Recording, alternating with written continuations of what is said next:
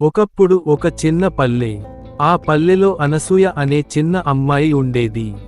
ఆమెకు తోట పని అంటే ఎంతో ఇష్టం. కాని ఆమె పెంచే మొక్కలన్నీ కొద్ది రోజులకే వాడిపోతుండేవి.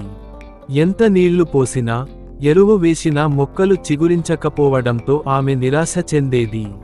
ఒక రోజు పల్లె చివరి వైపు ఉన్న పెద్ద చెట్టు క్రింద ఒక వృద్ధుడ్ని ఆమె కలిసింది. అతను ఆమె చేతిలో ఉన్న వాడిపోయిన చిన్న మొక్కను చూసి అడిగాడు, "మొక్కకు నీళ్లు మాత్రమే పోస్తావా? ప్రేమ పోయావా?" అనసూయ ఆశ్చర్యపడుతూ, "మొక్కకు ప్రేమ?" అని అడిగింది. వృద్ధుడు చిరునవ్వుతో చిన్న మట్టి ముద్ద ఇచ్చి చెప్పాడు, "ఇది సాధారణ మట్టి కాదు. దీనికి శ్రద్ధ, శాంతి, ప్రేమ కలిపి ఉంటాయి. ఈ మట్టిని చేతిలో పట్టుకుని మొక్కతో మాట్లాడి నాటితే జీవం వస్తుంది." అనసూయ అదే రాత్రి మొక్కతో మాట్లాడుతూ మట్టిముద్దను కలిపి నేలలో నాటింది.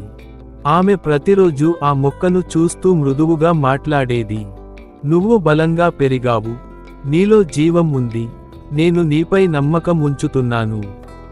అలా కొన్ని రోజులు గడిచాక, వాడిపోతున్న మొక్క కొత్త ఆకులతో పసుపు రంగులో మెరుస్తూ తిరిగి పుట్టినట్లు కనిపించింది. పల్లె మొత్తానికి ఇది ఆశ్చర్యమైంది. వృద్ధుడిని వెతికి ఆమె ధన్యవాదాలు చెప్పడానికి వెళ్ళింది. కాని అతను అక్కడ ఎక్కడా కనబడలేదు. చెట్టు కింద చిన్న రాయి మీద మాత్రం ఇలా రాసి ఉంది, "ప్రేమ మట్టి కాదు, కానీ మట్టి కూడా ప్రేమను గుర్తుంచుకుంటుంది." నీతి: ప్రేమతో, శ్రద్ధతో చేసిన చిన్న పనైనా జీవాన్ని తిరిగి పుట్టిస్తుంది.